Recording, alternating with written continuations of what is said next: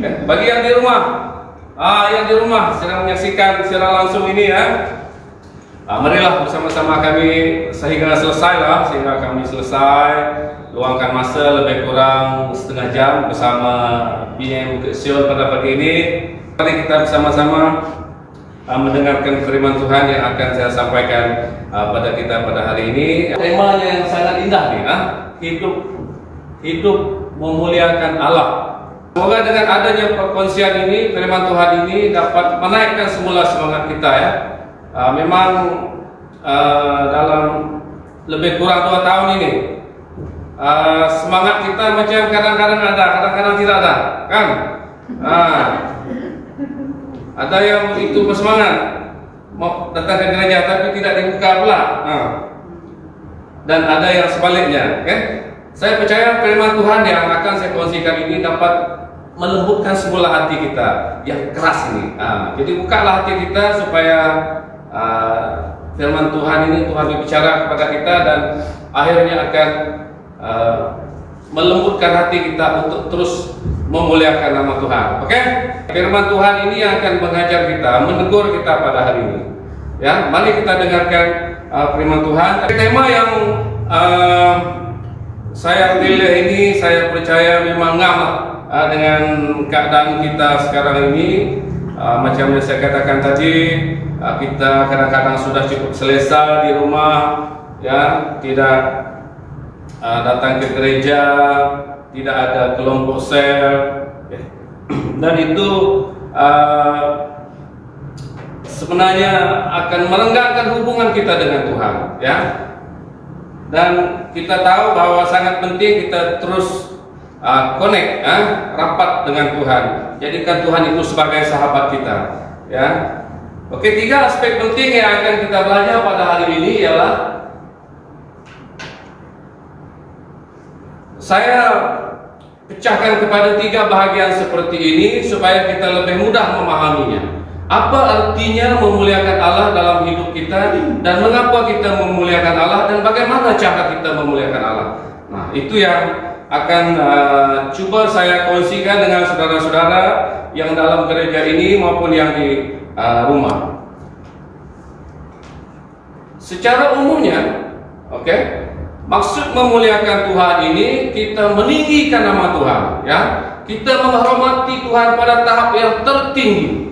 Kalau kita dapat menghormati orang lain parasnya begini, kita hormat lagi parasnya begini, Allah kita hormati paling tinggi, tak ada lagi selepas itu.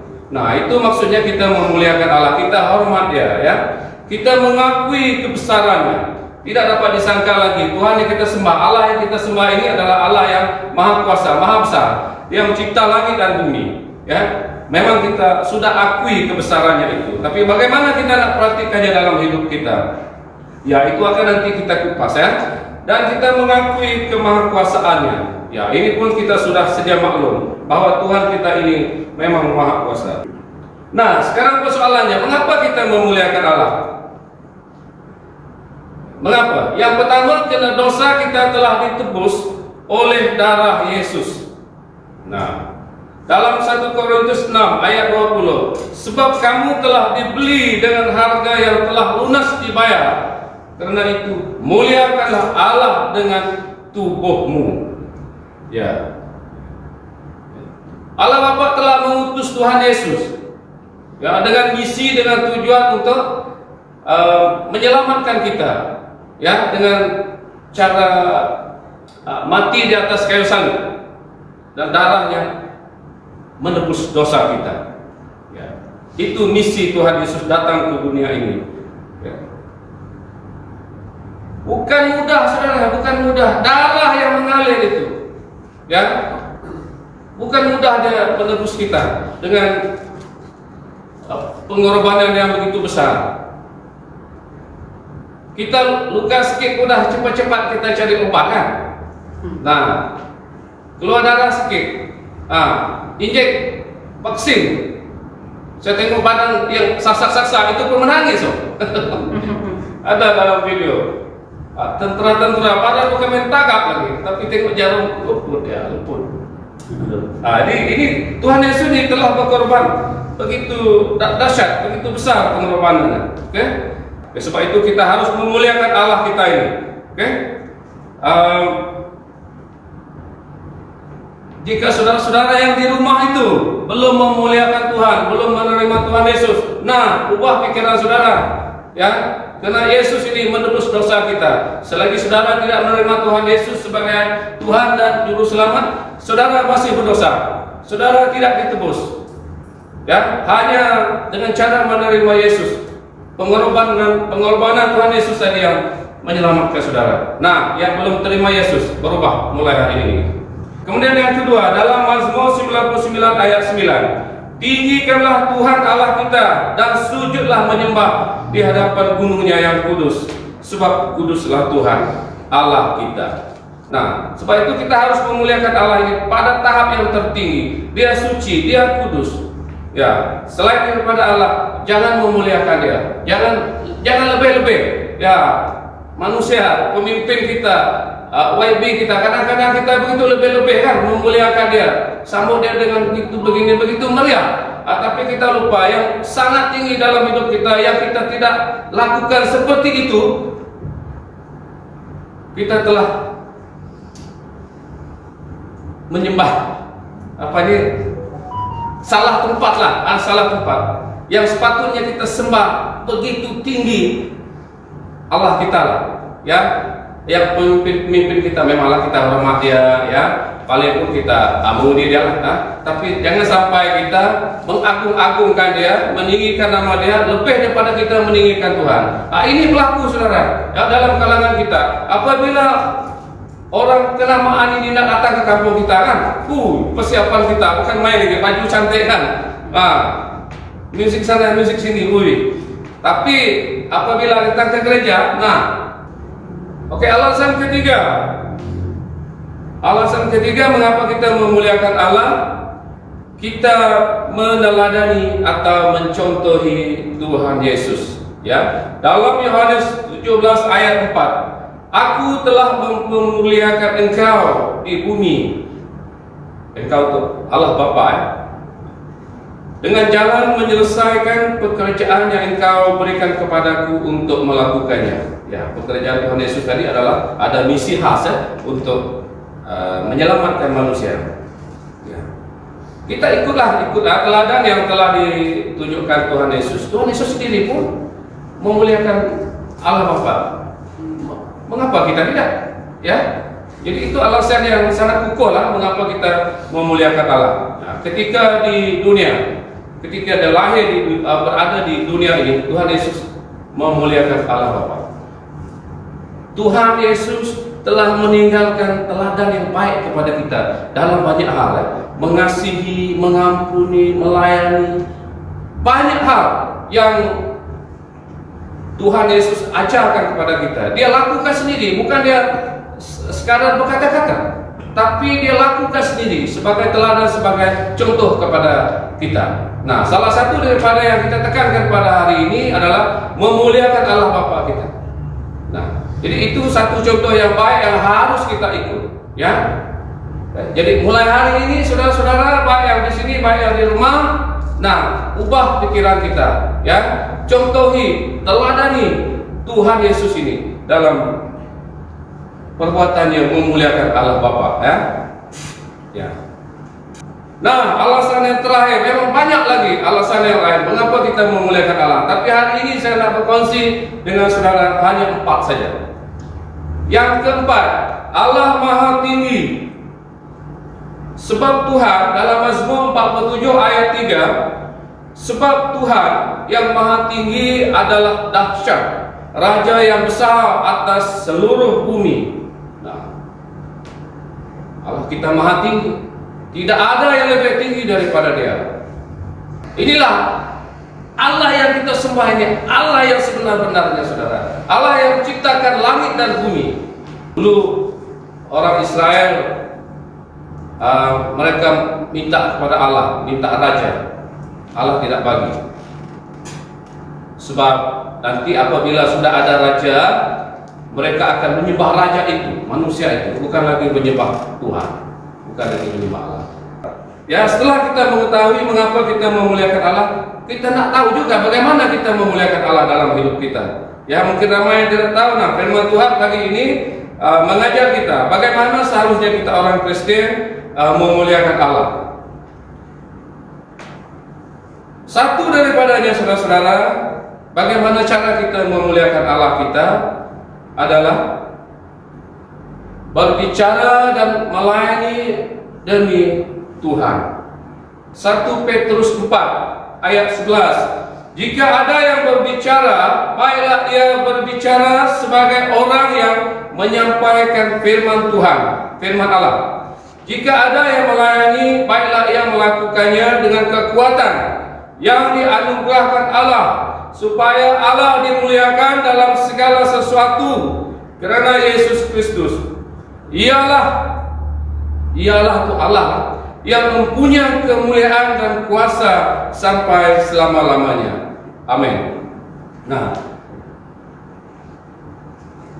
bagi saya lah, ini yang sangat sukar untuk kita lakukan. Ya, apabila kita berbicara, berkata-kata dengan rakan-rakan kita, saudara-saudara kita, kadang-kadang kita menyinggung perasaan orang lain, kan? Sebab itu kita belajarlah bagaimana kita dapat menggunakan lidah kita ini dengan baik, ya, dengan tutur kata yang mendorong, ya, mengungkapkan orang kata kata-kata iman, ya, bukan kita mengutuk, bukan kita mencaci orang lain. Jadi kita menguasai lidah kita. Jika kita berbicara kata Alkitab tadi, maka kita berbicara seperti menyampaikan firman Tuhan. Kata-kata yang baik, kata-kata yang indah, kata-kata iman. Allah memberi kita kekuatan, memberi kita kesehatan yang baik, tetapi kita tidak gunakan. Nah, jadi itu yang kita tidak memuliakan Allah dalam hidup kita. Jadi gunakan kekuatan, kesehatan yang baik yang Allah bagi ini untuk memuliakan Allah kita. Yang kedua, saudara, bagaimana kita nak memuliakan Allah kita? Perbuatan kita untuk kemuliaan Tuhan. Dalam 1 Korintus 10 ayat 31, aku menjawab, jika engkau makan, atau jika engkau minum, atau jika engkau melakukan sesuatu yang lain, lakukanlah semuanya itu untuk kemuliaan Allah. Kita makan, saudara, kita minum, itu semua kekuatan daripada Allah. Mungkin ada orang kaya saat ini, dia boleh beli apa saja, makanan seenak manapun, tapi hari ini dia terlantar di hospital. Dia tidak ada peluang makan, saudara. Sebab itu kita dapat makan, itu pun kena anugerah Tuhan. Kita masih mampu mengunyah, masih mampu menelan makanan, dan makanan ada. Nah, ada orang makanan ada, tak mampu makan. Ada yang mampu makan, ada kekuatan, makanan pula tak ada. Nah, ya, pagi tadi saya sarapan Maggi. Saya sarapan Maggi pagi tadi. Saya berdoa kepada Tuhan, Tuhan, syukurlah saya dapat masih mampu mengunyah nih. Walaupun orang kata Maggi ini makanan yang kurang khasiat, tapi saya berdoa, Tuhan, ini yang Tuhan beri pada saya hari ini. Saya makan sajalah. Nah, saya berdoa kepada Tuhan.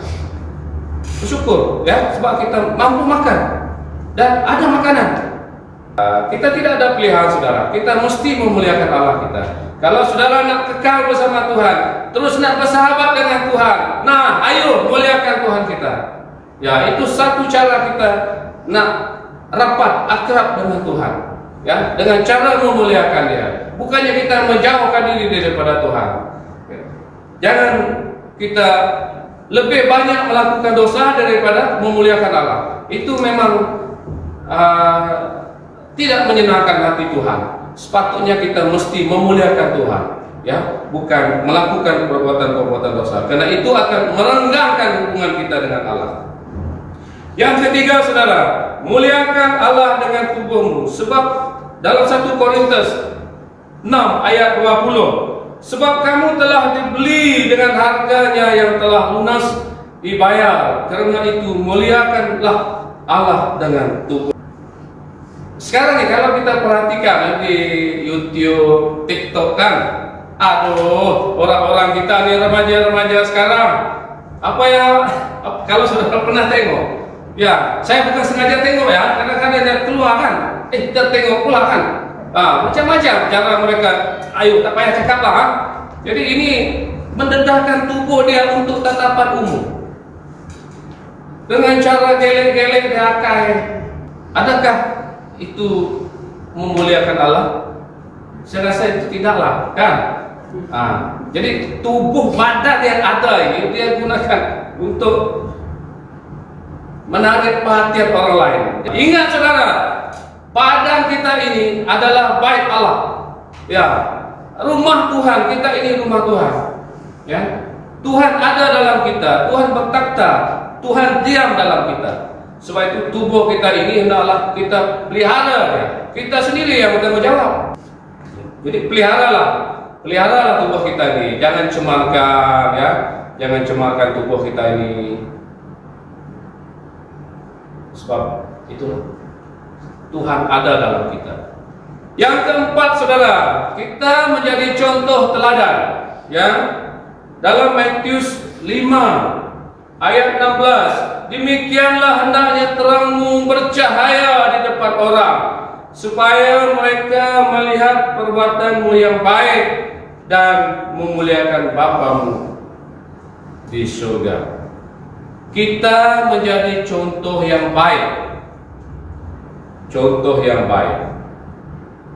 Tutur kata kita, perbuatan kita, mengasihi, menolong orang lain, kerohanian kita ya, datang ke gereja, melayani Tuhan, melayani pekerjaan Tuhan ya.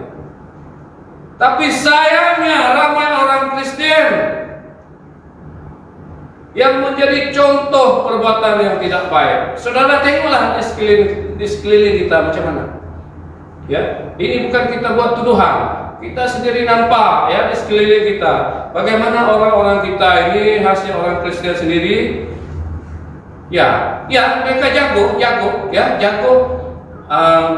menunjukkan contoh perbuatan yang tidak baik. Orang mengharapkan hidup kita sebagai orang Kristen lebih baik daripada mereka, tapi ternyata tidak, saudara. Itu yang berlaku dalam kehidupan kita ya. Marah suami, marah istri, marah anak, anak marah bapak, marah ayah. Apa nih? Itu contoh yang baik kan? Mana kasih kita? Allah itu kasih, kan? Tadi saya katakan Allah itu ada dalam kita. Sepatutnya kasih itu, Allah itu kasih. Allah itu kasih. Allah ada dalam kita. Berarti Allah ada dalam kita, kasih ada dalam kita. Ya, tapi kalau hidup kita dalam keluarga kita porak-poranda, apakah itu memuliakan Tuhan? Apakah ada Allah dalam kita? Itu persoalannya. Sebab seharusnya kita menjadi contoh kepada orang lain. Bukan contoh perbuatan yang tidak baik, tetapi contoh perbuatan yang baik ya.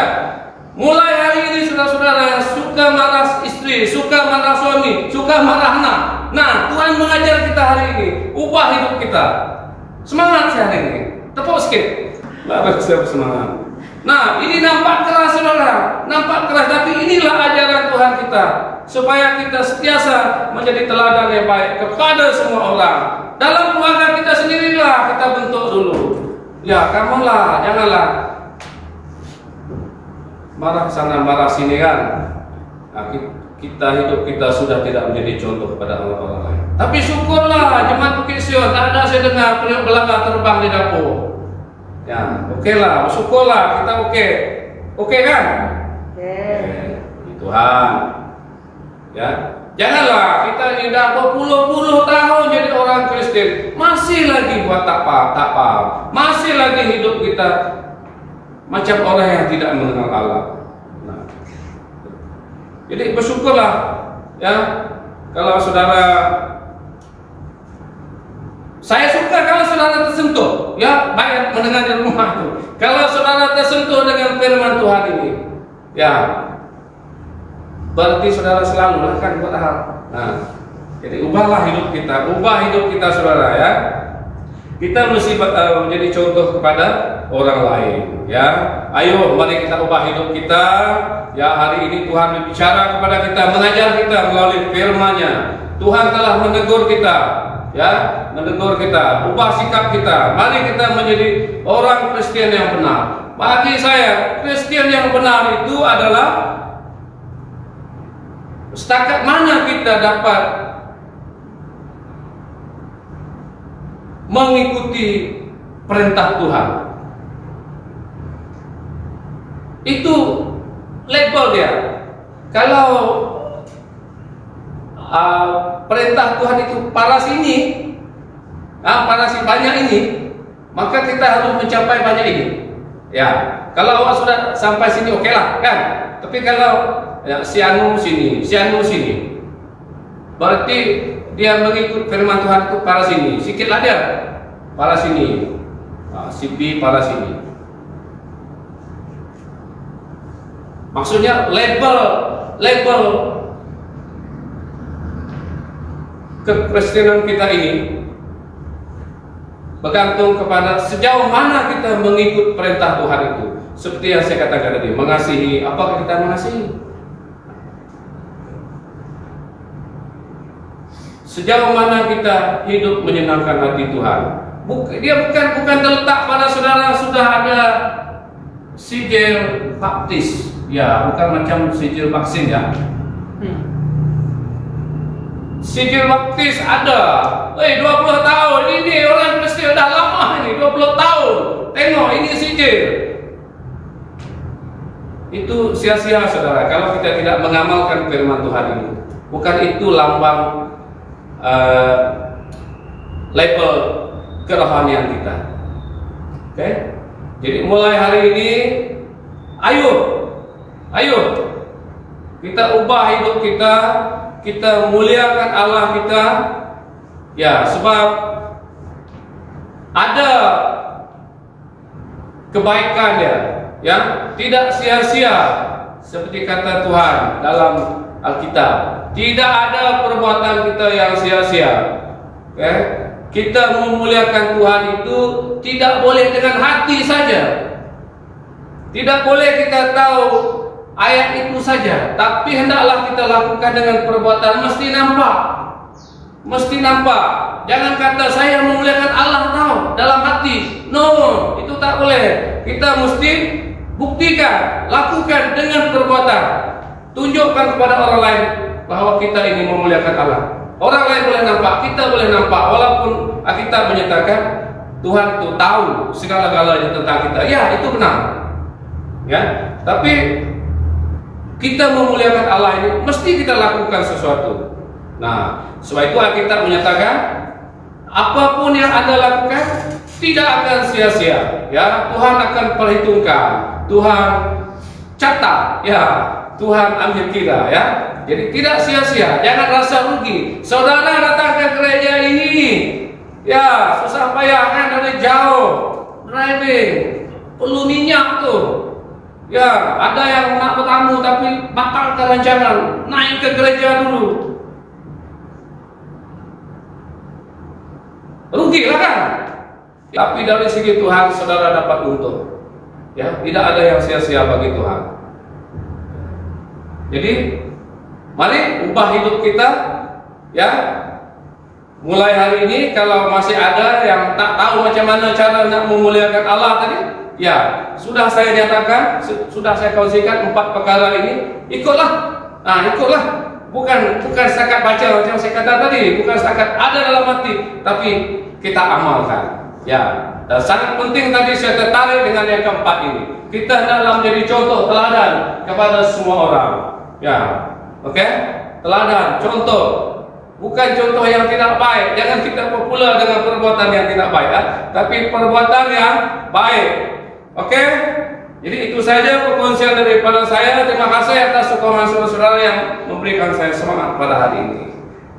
Ya, semoga kita terus diberkati Tuhan. Baik, sebelum kita berakhir, mari kita berdoa.